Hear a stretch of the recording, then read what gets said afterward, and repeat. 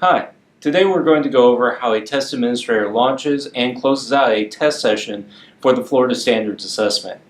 For our school, we're going to be using iPads for test administrators to launch and monitor the tests, and our students will be on our laptop computers.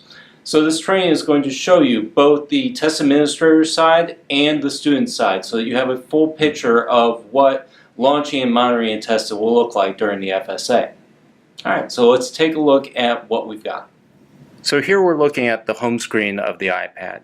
Testing coordinators, if you're going to use iPads, make sure that you have the auto lock settings in the general settings here set to never, and also make sure Safari is allowing pop-ups.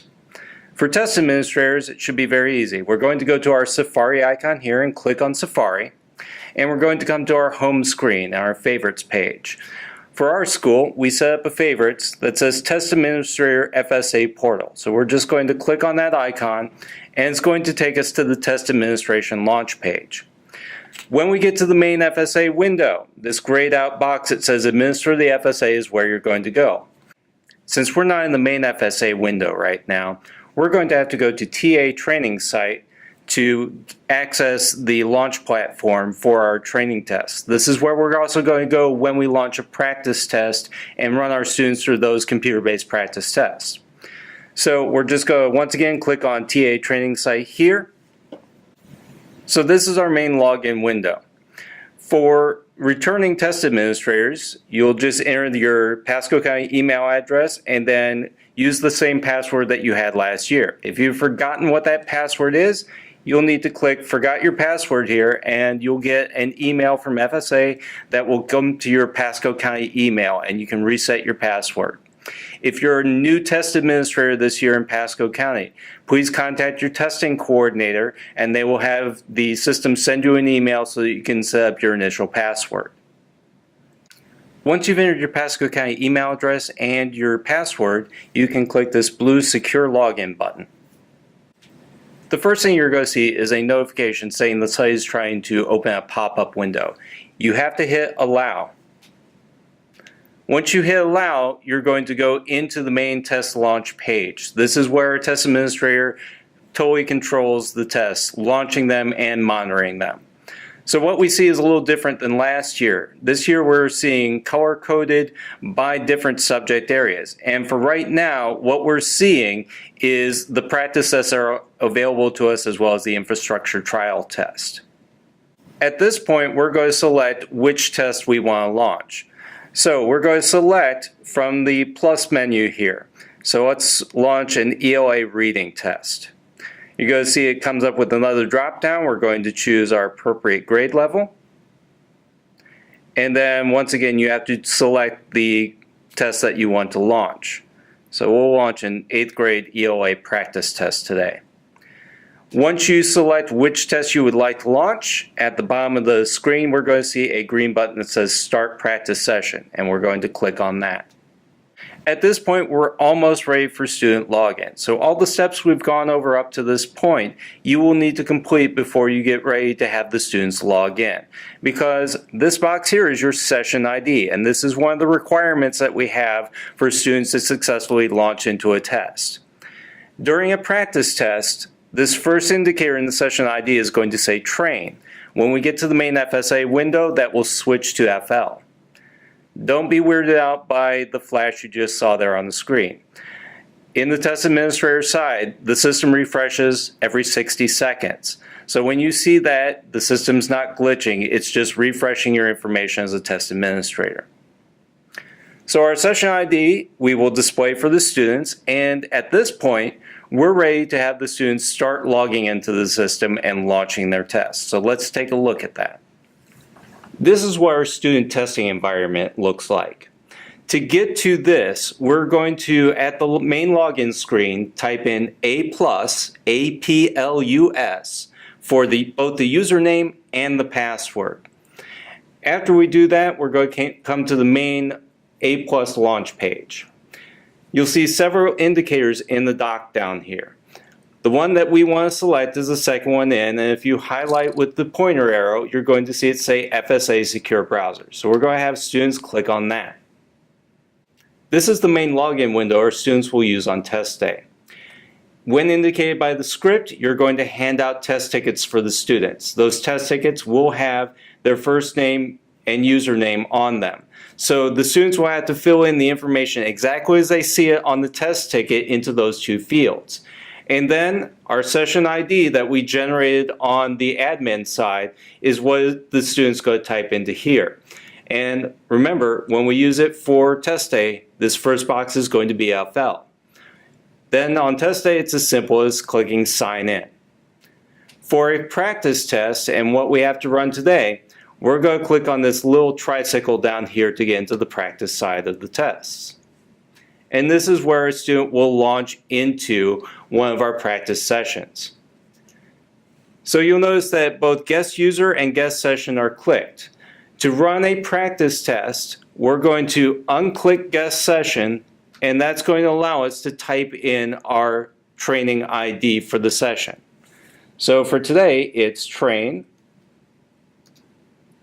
And then we'll tab over to the next box, FE01. And then we tab over our last box, and our last indicator was 9. And then we're just going to have the students click sign in.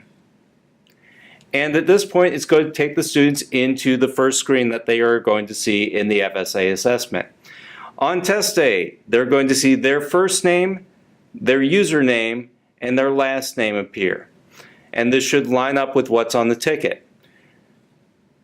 This will auto-populate on test day because it's totally tied to the ticket. For today in the practice session, we have to line this up with the practice test that we are launching. So we're running 8th grade ELA, so that must be selected to 8. And then date of birth and school will populate from the system itself on the main FSA day. So on FSA day, the student would verify all this information is correct, and then go down here and click the yes. So now the students go see what tests are available to them. So you'll notice that the arrows this year color code and coordinate with the colors that were on the test administrator screen. So this is a chance for them to check that they're going into the right test, and it's a check for, did you launch the right test? So we notice that it says 8th grade ELA reading, that's where we want to be, so we're going to click on that icon.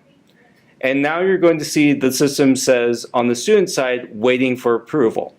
So at this point, the test administrator has to let the students into the test. So let's go back to the test administrator side and see what that looks like. Back on the test administrator side, we're going to see one difference now in our screen from when we first launched the session. Right next to the session ID, you will see an approvals button. And as students log in or are waiting for approval into the test, this red dot's going to show up with the number of students waiting for approval into the session. Down here in your status indicator, you're also going to see how many students are waiting for approval, and after we approve this active test, that number will change and show you how many students are actively participating in the test session. But for right now, we're going to click Approvals. This is our Approvals and Student Test Settings screen. As we run a practice test today, you'll notice that our student name and username are both guessed. On the day of FSA, you're actually going to see the students' names and their usernames so that you can verify that the students that are supposed to be in your test session are the ones showing up for approval. Now, you can approve students one by either clicking the check mark, or if you verify your list and want to approve all students at once, you can click Approve All Students at the top. If for some reason there's a student that shows up in your list that shouldn't be there on test day, you can click the red X right here and boot them out of the system. That will just put them back to a login screen again, and they'll have to re-enter their user information. About the only time you're going to see this is if you have multiple test administrators in the same room. Say you use a media center running multiple groups. Sometimes students don't enter the right session ID, and you'll have to utilize that function. But for today, we can go ahead and improve. Now the system's going to ask you, are you sure? And this gives us one more check. So we want to make sure that we're doing the right test. We got grade 8 ELA practice test. We're going to confirm one student. So at the bottom, you either have a chance to go yes or cancel. So for right now, we're going to hit yes. And now you're going to see the screen change one more time. Our pending approvals is gone, and now we're going to see the students that are in this practice session today. You'll notice in your list there's a little icon under test settings that looks like an eye. This shows you our student name, which tests we're running, the test status, and also any of the on-screen accommodations that are embedded for the system. So you'll see if a student's using text-to-speech, masking, or things like that. These are usually set by your testing coordinator beforehand, but this information is available to you during the test. You also have one other button here, and that's a pause test button. If the student's leaving for an extended time, you can utilize this, or the student also has this function. But for short times away for bathroom breaks, we suggest that you don't pause the test, cover the screen, and just monitor the situation when the student comes back, uncover the screen. All right, so let's go and see what the student side looks like now. All right, the system is now asking the student, is this the correct test? So once again, we see the session ID and the name of the test. And just like we saw on the test administrator side when we went into test settings and took a look at the eye icon, we see if the student has the ability to have text-to-speech, American Sign Language, or masking. The controls that are in the student's control this time are print size. They can change the print size of the test if they want, and they can also change the background color choices. So it will tell you black text on white, on yellow, and it's got several different options that the students can choose. And then they have some choices this year for mouse pointer. So you can go with the system default, or they can change those settings at this point to themselves. Then they're going to scroll down and says, if the test name and settings are correct, we're going to click Yes, Start My Test. All right, for an ELA test, we're going to have a sound check. So they have a volume slider bar this time, but you'll notice that the Yes button is grayed out at this point because the student has not actually tried to check the sound yet. So we're going to make sure our sound's on, and at this point you have had your headphones plugged into the headphone jack. So we're going to play our test tone, and the student will hear that through their headphones. If they hear the sound, they can then click Yes. If they want to adjust the volume, they can adjust the slider here and then click the button again to retest the sound. But since we heard our sound, we're going to click Yes. Now we get to test instructions and help. On test day, this will just be a review of everything that you go over with them during the practice test. It will go over all the different navigation buttons and what the system looks like. It will give you a description of the buttons, and this information is available to them at any time during the test as well. So once they've reviewed that in the script and everything, we're going to go to Begin Test Now when you tell them to in the script. And that is going to take them into the assessment. This is what the review screen looks like when a student finishes the test. Right now, since we didn't answer questions in this session, we're getting indicators that show us which questions are unanswered. But when the students are through FSA, hopefully they've answered all the questions, and this is where they're waiting when you get to the stop script. So for a student to close out the session, they're going to end test, they're going to confirm, and then they are going to click this Submit Test button. And it's going to give them one last chance. It's going to go, are you sure? If you reach the end of the script and everything, we're going to definitely click Yes. And then we're going to hit Log Out. And that takes students back to the login screen. So that's how a student exits the test. Let's look from the test administrator side about closing down the test session. Now that we're back on the test administrator side, let's take a look at how the test administrator will close the session. So next to our session ID, there's a stop icon. So once we have all students exited from the test, we're going to click that stop.